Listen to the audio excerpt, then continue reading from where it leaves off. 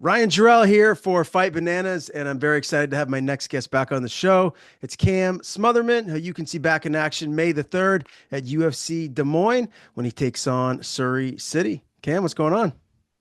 What's going on? I'm good. How are you? Good, man. Nice to talk to you again. Geez, it's been quite a while since we've seen you, make your UFC debut. I think it was back in like early October. Is this a good turnaround time for you? I mean, I feel like maybe 3, 4 months is kind of like a good time to take off in between fights. Is this the right time frame for you to get this second fight in?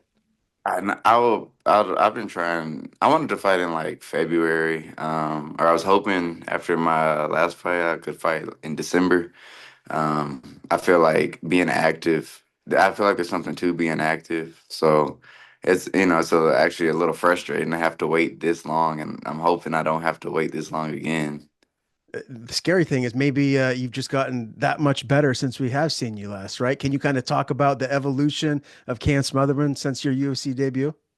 Yeah, I feel like the biggest change has kind of just been. Maybe it's like confidence or something. Because it's like literally, I think I maybe took off a few days or maybe a week after my last fight, and then when I was back in the gym, I was doing things I've never done before, or it was just like a different. And I was like, I don't know if my training partners are letting me do stuff or is it me, I don't know, but I feel like finally having that validation of being like, okay, I can fight, I am that good. I feel like that's been like the biggest change. Is it more like you're relaxed more, you're just like flowing and kind of like being more creative in there when you're training? Yeah, something. Yeah, that's probably the perfect way to describe it. Yeah, it's just like why didn't I ever do any of this before? Or you know, I, yeah, literally, that's it.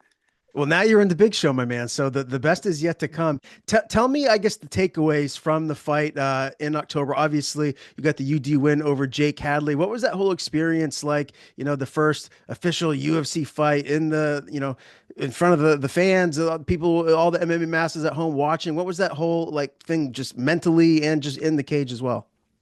I would say it was so fast. Getting the call in like 2 days. Making the weight, going to go fight. I didn't have time to think about anything. I didn't have time to question what if. I didn't have time to be like, oh man, I need to worry about this. It was like literally just go, go, go. And then like there was a moment like before the fight where I was like, oh my God, I'm nervous. And then as soon as I was going to make the walk, I'm like, oh, it's a fight. Like I feel like that was the most stress-less fight I've ever had. Just because every fight on the regional scene, you're thinking like, I have to win this one, to maybe get a call. I gotta win contender series. Same thing, like, oh, if I don't, impress, I probably, not let alone just win. I'm not gonna get a contract. This one, it's like, okay, well, I know for sure I have at least three more chances to fight, or really, two chances at least, regardless of what happens. So it was kind of just a freeing feeling, and then like once the fight happened, it was like, oh, this is it's just a fight. So remind me again, was that fight taken on short notice, or did you have enough time to really kind of prepare for him? I had it on a 2 day. It was a 2 day notice for me, so I was in Saudi Arabia, and they called me. It was Tuesday. It was yeah, the Tuesday night contender series when they called me. But for the time zone I was in, it was like 3 or 4 a.m. in the morning in Saudi, 4 a.m. Wednesday morning. So they're like, get go to the airport right now. So and then it was like a 20-hour flight from Saudi to Las Vegas. So but it was 20 hours the other way. So when I landed, it was Wednesday afternoon. Like I left Wednesday morning, but I landed Wednesday afternoon after traveling 20 hours the other way. So yeah, it was as short notice as you can get. You must have been exhausted, right? Like, how difficult was it to kind of lock in and kind of get ready as fight day came? I mean, I feel like I'm one of those guys who's always in the gym. Like, whether I won or whether I lost, or I'm never, I never get fat. Like I'm just always ready. So in case something like that happened, because I would hate myself. Because I figured if I said no, who knows when I would get another chance or if I would get another chance. So, and that was another reason like it was, so hard for me to keep going. It's because like I was giving it everything I had, from the beginning. So, What weight would you have to be at to be fat? Because there's not an ounce of fat on you, my man. You're shredded up. What would you have to be like? What 170 to be considered fat? man, I don't know. It sound like it always makes people mad, but I have like one of those bodies where my fat just distributes well. So like even if I gain, 10, 15 pounds, whatever, like it doesn't just I don't ever really just look fat. Like my cheeks might get, a little bit chubbier, but my body will, it Okay.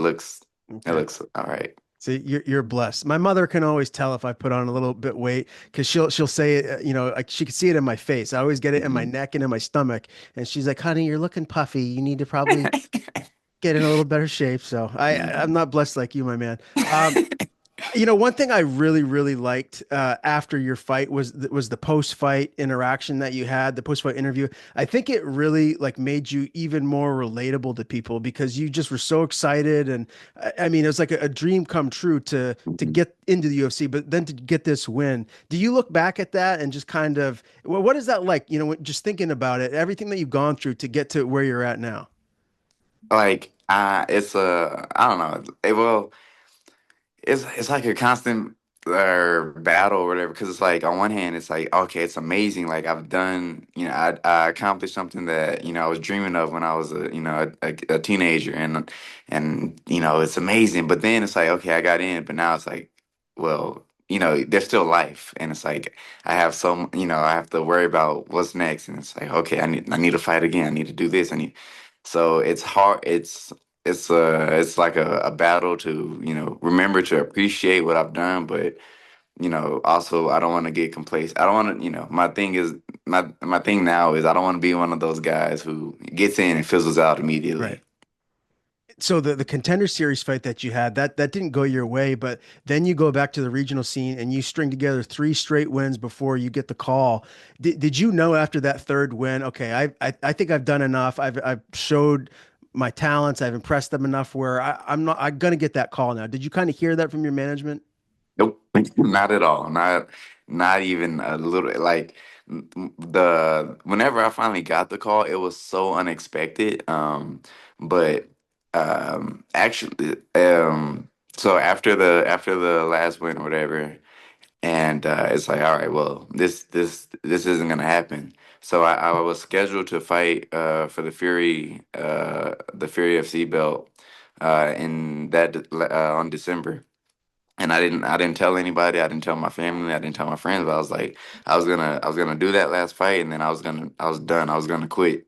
Because I was like, they clearly don't want me. I have exciting finishes. My fights are, pretty entertaining. So there's no point. Like, I have kids. I need to make, like, you're not making money on the regional scene. You're not making money, until you're making money. So. Yeah, I was done. What were you gonna do? Did you have something kind of planned? No, no plan. I figured I'm smart enough to figure something out. I feel like I'm fortunate enough to I don't need fighting to figure something out. But I mean, realistic like right now, I need fight. I'm all in on fight. I don't have a plan B. I don't have a backup plan.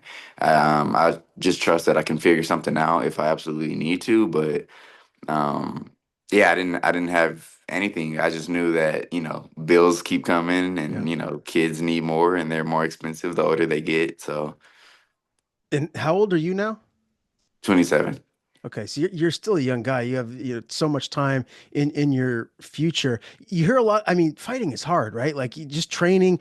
I mean, for me, like when I was at the gym, like wrestling, and I'd wake up the next day and I'd feel like I got run over by a bus. So I mean, you must have to really truly love it to keep pursuing it, right? Like, do you struggle with that love? If you were gonna quit, is the love where maybe you need it to be, or did you get it back? Can you kind of talk on that a little bit? Yeah, and honestly, like this is kind of the struggles. I mean, I'm sure that this is the case for most fighters, and I don't think we think about it, but well, actually, I don't know. For me, I honestly debate whether or not I don't know how much I love fighting. I feel like because there's like, for example, there's guys who are they're on like bad losing streaks, or or you just know like they're never probably never gonna get in, stuff like that, but they continue to fight, or they continue to train. And for me, I'm such like a perfectionist almost, that I'm like, if this isn't gonna pay off, then what's the point of doing it? And so, I mean, on one hand, it's like I do love having freedom to, I wake up when I want, train when I want, and but I feel like I love it because I know that there's a light at the end of the tunnel. Like I'm paying my dues now because it's gonna pay off. But I don't think that if I felt like it wasn't gonna pay off, I don't think I would be able to deal with the hard training, and dealing, Yeah. you got family issues, you got to miss events just to go to the gym. And nobody, unless you train, you don't really understand. Like, majority of the people in the world have never been punched in the face, so it's hard to Yeah. relate to the struggles of what we're doing. So I don't know. Yeah, I honestly, I don't know. I'm still trying to figure that out. Well, you're super talented, man. There's no doubt about that. So the future is bright. You're in the UFC now, so it's going to be exciting to see what happens for you moving forward. I do understand that you're in San Diego right now for camp, right? Like what No, I'm is in that? Guadalajara, Mexico. You're in Guadalajara. Okay. Ed told me you were in San Diego. Were you in San Diego? No, maybe I'm in the same time zone. Oh, wait, no, San Diego's California. Nah, I don't Yeah. know. Yeah, I just got it wrong. Huh, okay. So you're in Mexico. You're hmm training with Diego Lopes. He did tell me that, right? Like what has that been like? Is this something that you're going to continue to do, or are you going to go back with the guys in Texas? What's the plan moving forward as far as camp? So, I met Diego last year, getting ready for Sadiq Yusuf, and funny enough, that again, I was like really on the rocks for a long time. Especially after contenders, I was like pretty much, I was halfway in, halfway out, and I literally was only getting by those fights off of talent. I was training, but I wasn't really in it mentally. But Diego told me his story, and I'm like, okay, I really can't complain because it sounded even more impossible for him to get in. But for this fight, it kind of worked out because I knew I wanted to train with Diego and his team again. And they had invited me to whenever I wanted, but it's hard with having kids and stuff like that and planning it. So then whenever he got the title fight, like I knew before everyone else. I ended up getting a fight like either right before or right after, and I was like, okay, this is perfect. We can train together. And I decided to go over there, but I was already wanting to go over there anyway, or over here anyway, just because, I just wanted to see, like I said after my post fight, I was like, I want to grow as a person. So I feel like one of the ways to grow is to push yourself out of your comfort zone, and just be around, different things, get different experiences, because as Americans, it's very easy to just be lost in America and think of only, and it's Sure. it's been a really like eye-opening experience to be out here in Mexico for so long. Who are some of those guys right now that you're getting to working with to get you ready for Surrey? Man, it's actually too many people. So I was in Puebla for maybe about a month or so, and then I was in Miami with Diego for 2 weeks, and now I'm in Guadalajara at Lobo Gym. But I've been going to like Lobo Gym in Delta, and I can't even remember. Like it's been too Crazy. many people. Yeah, it's been Yeah. too many Okay. people. You're Yeah. racking up those frequent flyer miles, right? Yeah, yeah, Okay. it's been a lot. It's tough, but I feel like it's gonna be worth it. What was your take on just the fight with Volk? And I mean, look, he's an all-time legend, right? Like Yeah. the fact that Diego did as well as he did and it went the distance, I mean, that's a huge feather in his cap. What was the takeaway from like you guys as a team from the performance? Yeah, I mean, it's one of those things where when you're fighting at that, the best of the best, literally, a living legend like Volk, you have to you have to do these, the smallest thing. You have to, dot every I and cross every T, and there are moments of success. So it's like like I think he won two of the three rounds, and it's just the breaker was one round. Mhm. Um, it's just one of those things where you gotta be really on it. You have to be really really on it, and it's unfortunate, but I think that the feeling is that there's gonna be another chance. Yeah, I mean, you got to take positivity from that fight, and he's still so young that he's going to be back and he'll get another shot down the line. That's what I would imagine that you guys are all thinking. How Yeah. difficult is it to like train and spar with him? He's kind of a Oh my nightmare? Or- God. Dude, did you see, like, I don't know if you saw the post-fight interview where Volk was like, oh man, he puts everything in every punch. Yeah, That's how he trains. Like it's not fun. And the other thing is, a lot of people just see him as like this like reckless brawler, like he just goes for, and it's like there's a lot more thought into it yeah. than you can see. Like you kind of have to feel it, because even I couldn't tell until I sparred him, and I was like, oh no, like you're doing setups, and like Diego's a lot smarter than people give him credit for, like a lot smarter. It's just that hair. It's the hair going Yeah. everywhere, and they think that, like he's maybe not as technical as he is. It Mhm. confuses people because he's got that long, beautiful hair, and Yeah. it's tough to kind of keep track of what he's doing. Uh, Yeah. Let me ask you about your boy Adrian Yanez. Is that relationship still good? Like, are you guys going to be training together in the future? Like, Oh what's yeah, yeah. He's gonna be in my corner for this fight.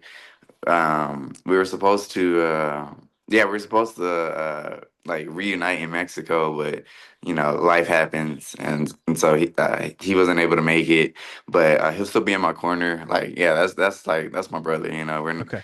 Yeah, we're always gonna be good. Very cool. Well, tell me who else will be in your corner come fight night.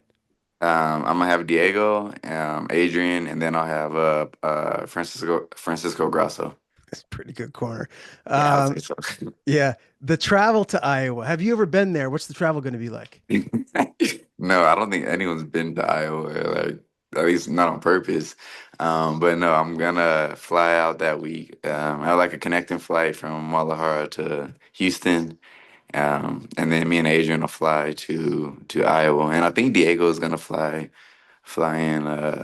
I don't know if he's flying from Guadalajara or flying from Puebla, or I don't know. He's a big deal. Okay. I need to actually figure that out. Can you tell me what the walkout song is going to be? Have you decided? Oh no, I need to figure that out. I completely forgot about it. Do you kind of have like a couple of go-tos? Like if the UFC was like, hey, you got to pick one song that you got to walk out to for your whole career, is the one that just pops into your head? No, because I've always changed it every fight, so it'd have to be something that stands. I usually pick walkout songs based on what's happening in my life at that moment. Mhm. Like a lot of times I pick walkout songs like for my my friends or my family or whatever. But now since obviously not everyone can come anymore, I'll probably start choosing walkout songs for me. But yeah, yeah, I really need to figure out my walkout song. I don't know when it's due actually. I don't. Ooh. Yeah. Usually fight week, I think they kind of give you the cutoff to decide soon. Well, I'll be interested to see what the choice is. I'm a big music guy. Tell me, your thoughts on Surrey. Obviously, he's still newer in the UFC as well, 1-1. The victory that he got over Garrett Armfield, I'm not so sure that he won that fight. I thought Garrett Yeah. won the fight. Yeah. What are your just thoughts on him as a fighter and how he matches up against you stylistically? Yeah, I 100% agree with you. I don't know. I don't think there's an argument for him to win that last fight with Garrett. I thought that was crazy. I don't think I gave him a round in that fight. or maybe the first. Anyway, but I think he's regardless of his record in the UFC or his record period, I think he's really good. I think he definitely belongs in the UFC. And I think he's really dangerous. I want to say he's probably going to be one of the better guys I've ever fought. Like period. And stylistically, I feel like this is a fun. I feel like they made this fight, expecting a banger. And I think that's what it's gonna. Well, obviously, I'm hoping it's not gonna be, but I could definitely see the potential for it to be, a crazy fight of the night.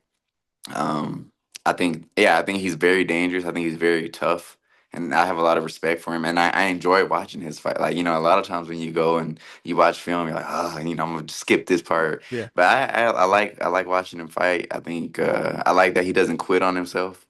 But I think that what he does bad, I do good. And the things that I'm willing to bet that they're banking on, I don't think it's gonna be there. So, he's got 7 TKO victories, 1 submission victory. Is it safe to say that like he's going to want to stand and trade with you? Do you think that's a smart idea to do if he's taking on you? I think that everybody, no matter what anybody says, like I've always said that no matter what anyone says, no matter what kind of fighter they are, everybody wants a knockout. Like jiu-jitsu guys, wrestlers, no matter what, everybody wants a knockout. And I think that he is going to try to knock me out. I think that if things go sideways, I think that he's willing to shoot. He's not the best offensive wrestler, but I'm willing to bet that they're going to at least throw in a shot or two. He's done it before, but I believe that he's going to come and try to knock me out. But if I start landing, then I think he'll be more likely to shoot and try to change it up. Where do you think the biggest discrepancy is? Do you think you're more better than him on the feet or on the ground? I'm always gonna say on the ground, and it's not even necessary. Like at this level, we're all of us are good everywhere. Like I feel like I mean, comments online or one thing, but I feel like I have this reputation of like, oh, I'm the guy who can't grapple at all.